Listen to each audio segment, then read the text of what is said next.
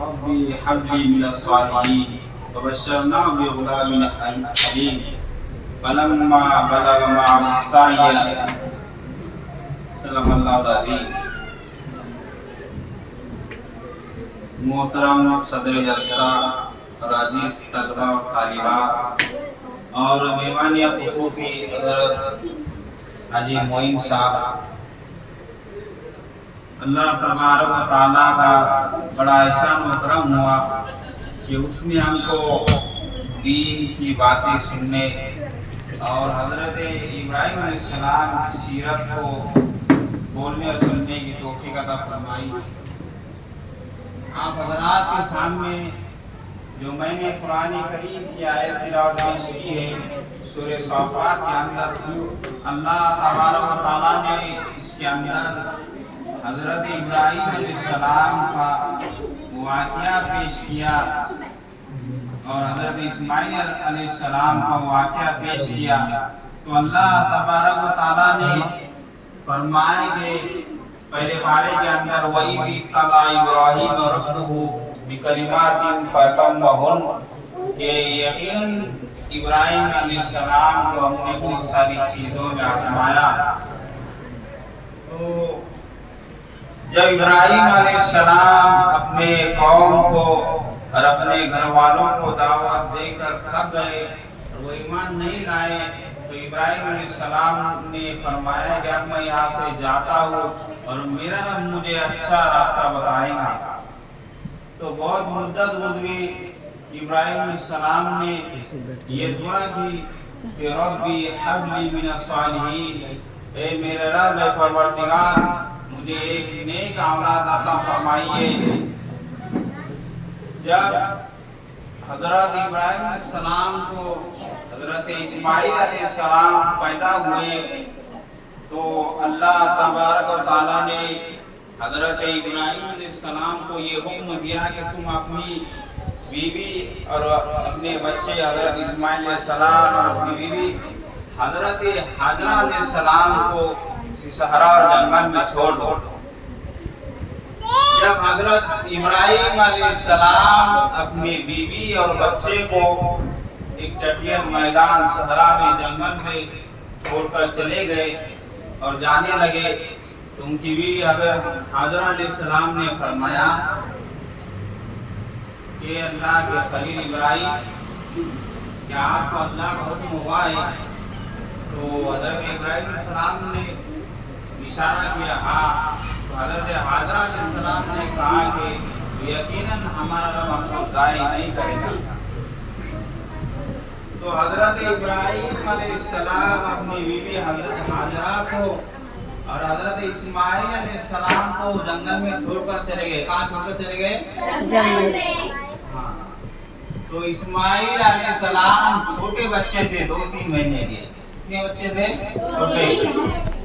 تو وہ جنگل ایسا تھا نہ کھانے کے لیے وہاں پھلدار درخت تھے اور نہ وہاں پر کوئی گھاس تھا، بالکل چٹیل میدان صحرا جنگل تھا۔ اور حضرت اسماعیل علیہ السلام جب پیاسے ہوئے اور پیاس کے مارے تڑپنے لگے، رونے لگے، تو حضرت حاجرہ علیہ السلام اپنے دودھ پیتے بچے کو چھوڑ کر دوڑنے لگی، پانی لگی، صفا اور مروہ سے دوڑنے لگی۔ تو اللہ تبارک و تعالیٰ کے حکم سے حضرت جبرائیل علیہ السلام وہاں پہنچے اور انہوں نے پر مارا، تو جہاں پر حضرت اسماعیل علیہ السلام اپنی ریڑھی رگڑ رہے تھے، جب چھوٹے بچے روتے تو پیر رگڑتے نا، ہے نا، تو وہاں پر حضرت جبرائیل علیہ السلام نے کیا مارا؟ پر مارا، تو وہاں سے جو پانی نکلا آب زمزم ہے نا، آج تک جو ہے حاجی لوگوں پانی لاتے ہیں، آب زمزم یعنی حج کا پانی جس کو بولتے ہیں۔ تو حضرت حاجرہ علیہ السلام جو اپنے بچے کو پیاسا تڑپتے ہوئے دیکھ رہی تھی اور جو انہوں نے دوڑ لگائی صفا سے مروہ، وہ بھاری دوڑ لگائی تھی، وہ عمل بھی اللہ تبارک و تعالیٰ نے قیامت تک اسے جاری رکھا تھا۔ کیوں؟ کہ انہوں نے اللہ کے خاطر یہ مشقت یہ مصیبت جھیلی. اللہ کو حضرت ابراہیم علیہ السلام کو حکم ہوا تھا کہ تم اپنی بیوی اور بچوں کو کیا ہے چھوڑ دو جنگل میں. پھر جب حضرت اسماعیل علیہ السلام پیاسے ہوئے تو حضرت ہاجرہ دوڑ لگانے لگی تو اللہ تبارک و تعالیٰ کو ان کی ادا پسند آئی تو اللہ تعالیٰ نے اس ادا کو قیامت تک جاری رکھا. اور جتنے بھی لوگ دنیا بھر سے پوری دنیا سے حج کے لیے لوگ جاتے ہیں ان کو یہ عمل کرنا پڑتا چاہے وہ کتنے بڑا عالم ہو مفتی ہو کتنے بڑے اللہ والے ہو ان کو یہ صفا مروہ کا عمل کیا ہے وہاں پر جا کر کرنا پڑتا. کیوں کہ اللہ کے خاطر انہوں نے قربانی دی اللہ کے حکموں کو مانا اور اس میں وہ کھڑے اترے تو اللہ تعالیٰ نے ان کا یہ عمل قیامت تک جاری رکھا. تو اسی لیے اللہ تعالیٰ نے قرآن کریم میں فرمایا کہ وَإِذِ ابْتَلَىٰ إِبْرَاهِيمَ رَبُّهُ بِكَلِمَاتٍ فَأَتَمَّهُنَّ. یقیناً اللہ تبارک و تعالیٰ نے حضرت ابراہیم علیہ السلام کو بہت ساری چیزوں میں آزمایا. پھر اس کی یہ آزمائش ہوئی پھر اللہ تبارک و تعالیٰ نے جب حضرت اسماعیل علیہ السلام تھوڑے چلنے پھرنے بھاگ دوڑ کرنے لگے کچھ کام کے قابل ہوئے تو اللہ تعالیٰ نے حضرت ابراہیم علیہ السلام کو خواب میں دکھایا کہ حضرت اسماعیل علیہ السلام کو ذبح کر رہے ہیں. کیا کر رہے ہیں؟ ہاں ان کی قربانی دے رہے ہیں.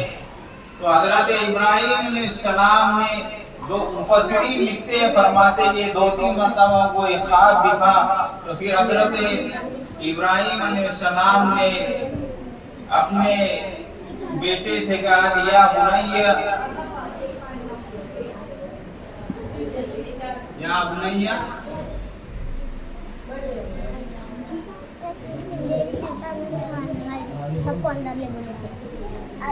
قرآن کی آیت ہے یہ حضرت ابراہیم علیہ السلام نے کہا کہ بیٹے میں خواب میں دیکھتا ہوں کہ انی اذبحوک فی المنام تو میں خواب میں تم کو ذبح کر رہا ہوں فانظر ماذا تؤمر.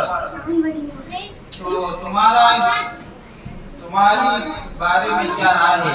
تو حضرت اسماعیل علیہ السلام نے کہا